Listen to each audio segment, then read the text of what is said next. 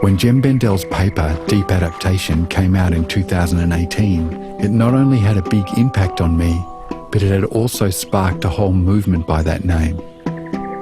I went to the residential workshop he led with Katie Carr and met him for a private conversation. The reason I'm here, what brings me here, is the paper that you wrote in July 18, Deep Adaptation. And you made a very strong statement in that about what you saw that was going on. And what did you see that was going on?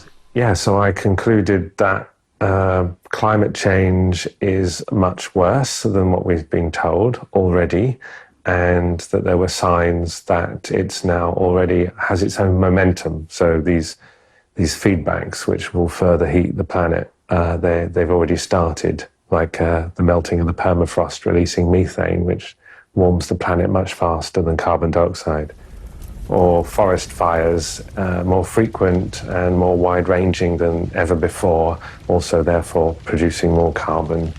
The soil's drying, producing more carbon. The ice sheets shrinking and therefore reflecting less light back to space and absorbing more into the oceans. So these are these self-reinforcing feedbacks, which it's quite obvious now that they're happening, and that means that climate change is speeding up. Our emissions are also speeding up. No matter what we've been doing, carbon dioxide emissions from humans has been going up since 1850 every year and at an increasing rate. So all this together, it was really scary. But the other side of it was then looking at what that would mean for our way of life. So often I'd read about this is going to be really bad for our children or grandchildren, or this is going to be really bad for particularly vulnerable communities in poor countries, perhaps living in hurricane zones or whatever. And then I actually realized that this was going to damage our own lives. When I say our own, I meant, me living in a Western person, middle-class life, that this is coming for me and people like me in my lifetime. So we're going to need to be much more public about that there's difficulty ahead. So the message has to become, millions of people are suffering right now. It's worse than we were told. We are now in danger. We must do all that we can to try and slow the problem down, but we must now also do all that we can to help each other through this. And it's that final bit which is not being said publicly yet. In the other scientists' reports that I'd read, no one spoke like that.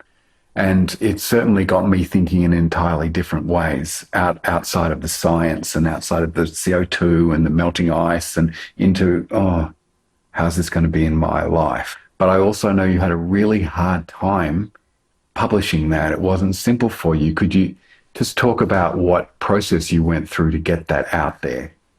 So I wrote it, but I felt that I couldn't do it unless I fully expressed the truth as I saw it. So I wasn't surprised when the anonymous reviewers, that's the process for peer review, came back and they said, there's lots of good things in here, but it's not appropriate for a number of reasons. And one of the reasons was that you should not be concluding that it's too late to stop catastrophic climate change. And also that's going to be quite troubling for the readers. I couldn't, and the request to change it to make it suitable for publication would have stripped it of the emotion and also my own conclusion, which is that this isn't in doubt now.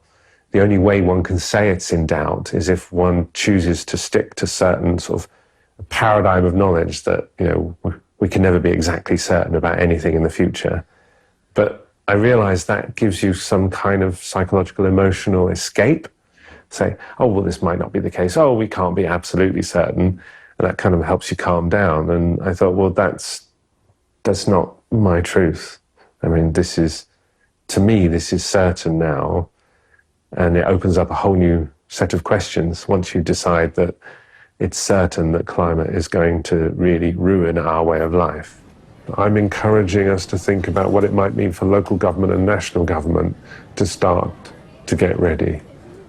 I could also feel this growing urgency to get ready for the days ahead, both practically and emotionally.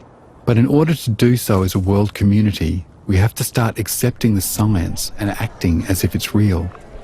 Yet in doing just that, it seems to come with this label of being a doomer.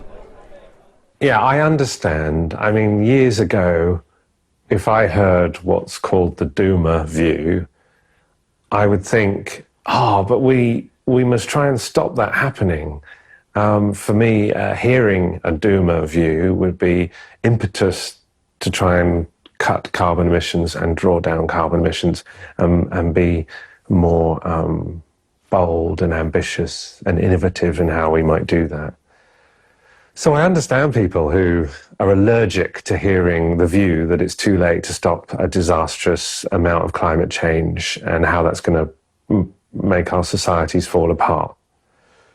But I think they're wrong for a whole range of reasons. The first one is that people do not need a fairy tale future, a story of a fairy tale future in order to be motivated. We've seen that with the explosion of Extinction Rebellion around the world.